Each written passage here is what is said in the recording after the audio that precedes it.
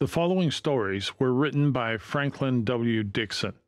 They are currently in the public domain and are archived in the Gutenberg Project at gutenberg.org. The Hardy Boys, read by Rob Young. Hello, this is Rob. Just a reminder, if you enjoy my stories, please give them a thumbs up and consider subscribing. It really helps the channel get discovered. Thank you.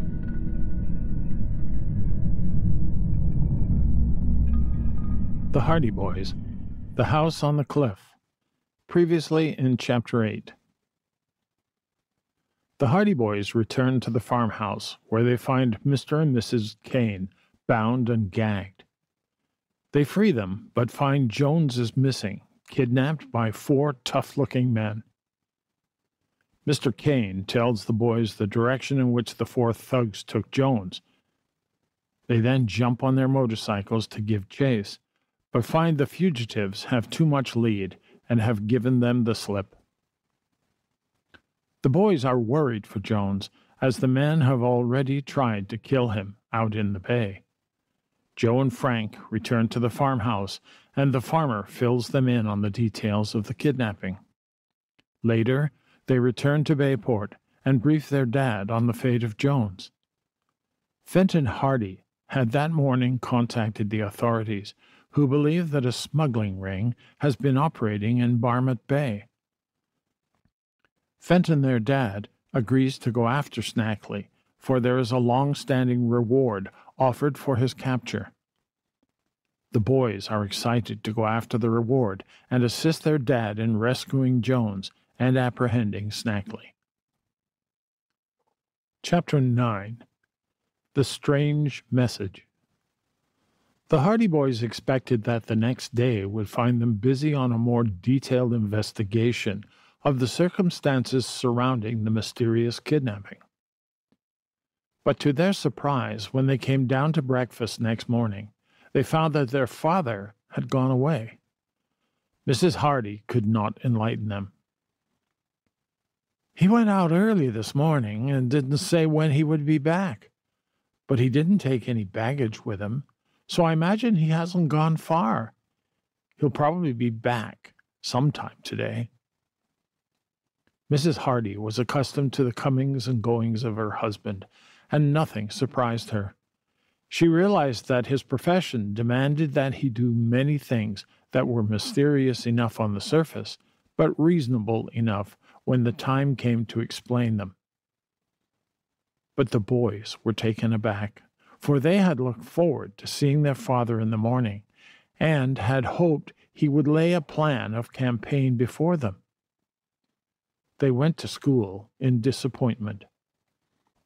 On the way, they met Callie Shaw and Iola Morton, 2 girls who were particularly friends of the boys. Callie Shaw, a brown-eyed, brown-haired girl, was an object of special enthusiasm with Frank, who was apt to cast an appreciative eye upon the other sex, while Iola, a plump, dark girl, a sister of Chet Morton's, was all right as a girl, in Joe's reluctant opinion. Chet had told his sister about the affair at the Palooka place on the previous Saturday, and she in turn had told Callie. "Well, how are the ghost hunters this morning?" asked Callie. "Fine," replied Frank with a smile. "What a brave bunch of boys you all are!" exclaimed the girl. "Running away from an empty house?" "That wasn't empty," put in Joe warmly. "I suppose you think our motorcycle tools walked away? Somebody played a pretty good practical joke on us. Just wait till you get to school. Whoever played that trick will be sure to tell everybody." "Oh, well, we can stand it. If Chet Morton hadn't been with us at the time, I would have blamed him. It's like one of his pet ideas." "He can prove an alibi this time," said Iola. "He was right with you, and by the way he talked when he got home, I think he was as badly frightened as anyone." But when the boys reached school, they found that although the news of their experience at the house on the cliff had preceded them, no one was laying claim to having originated the joke. Chet and the other boys had told of the escapade, but although they momentarily expected that some practical jester would come forward and take credit for the whole affair, nothing of the sort happened, and when noon came, it was as much a mystery as ever. "I'm beginning to think it wasn't a joke at all," admitted Joe on the way home. "Believe me, if it had been a trick played on us, the fellow who did it wouldn't have lost any time coming around to have the horse laugh. It was a little too well done for a joke. I think someone started this ghost rumor just to keep people away from the Palooka place. If everybody gets the same reception we got, I don't blame 'em for staying away. What with weird yells and shrieks, with walls falling in and toolboxes being robbed, it's a mighty active ghost they have on the job. I wonder, could it have anything to do with the smugglers, Joe?" The Hardy boys looked at one another. "There's a thought," exclaimed Joe. "We had two mighty strange things happen to us on the same day. Perhaps they have something to do with each other. It might be only a coincidence, but when you think of it, the house on the cliff would be a mighty handy hangout for smugglers if they could keep strangers away. And what better way than by starting a story that the place is haunted? Gosh, I never thought of that. I wonder what Dad thinks of it. Perhaps he's at home now. We'll mention it to him." But when they returned home for lunch, they found that Fenton Hardy had not come back. Neither was he at home when school closed for the day, and when the Hardy boys went to bed that night, there had not been the slightest word from their father, nor any indication of where he had gone. In spite of the fact that they were accustomed to these sudden absences, the lads felt vaguely uneasy. "I don't know why," said Frank in the morning, "but I have a sort of feeling that everything isn't all right." "I've been feeling that way myself.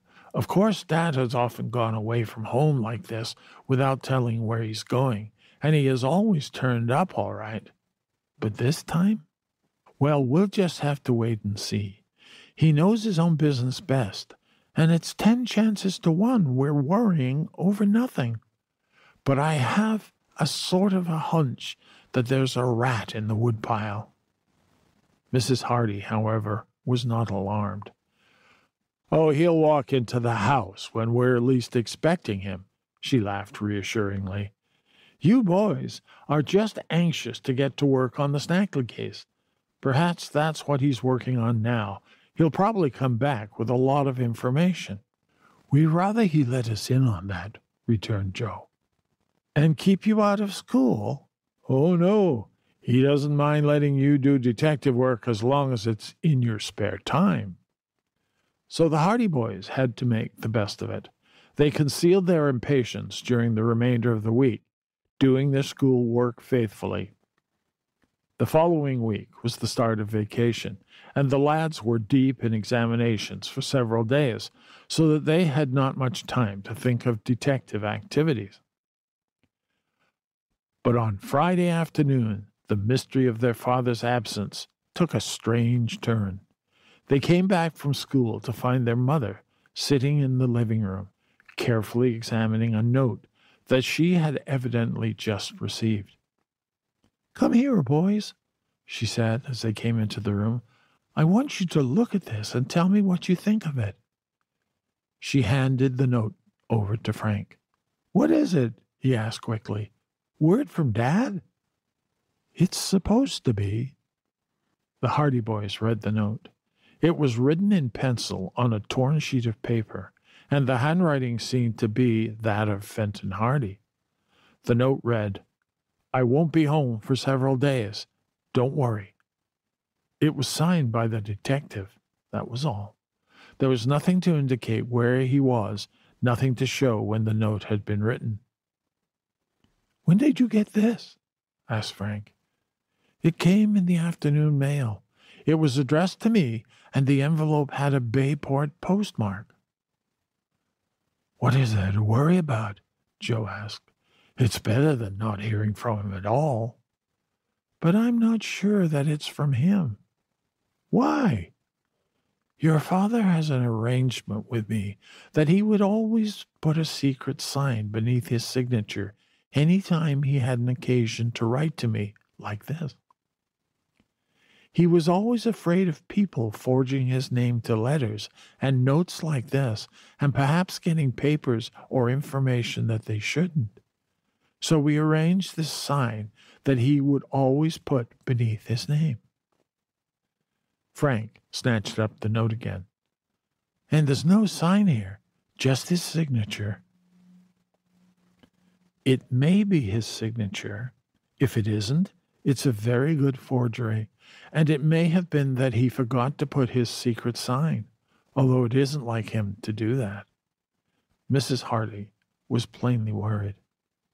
"If he didn't write it, then who did?" asked Joe. "Your father has many enemies. There are relatives of criminals who he has had arrested, and there are criminals who have served their terms and have been released. If there has been any foul play, the note might be meant to keep us from being suspicious and delay any search." "Foul play!" exclaimed Frank. "You don't think something has happened to Dad?" he added, his face showing alarm. "The fact that he didn't put the secret sign underneath his name makes me anxious. What other object could anyone have in sending us a note like that, if not to keep us from starting a search for him?"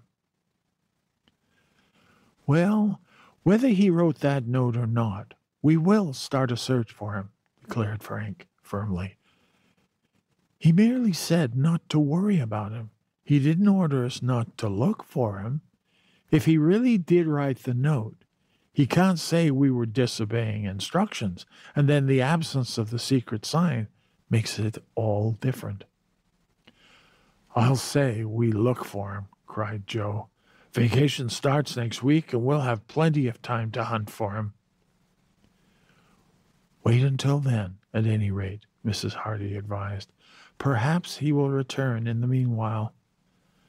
But as she glanced at the note again, and once more regarded the signature, strangely lacking its secret sign, her forebodings that Fenton Hardy had met foul play increased. End of Chapter 9. Hello, I hope you are enjoying these adventures of Frank and Joe Hardy.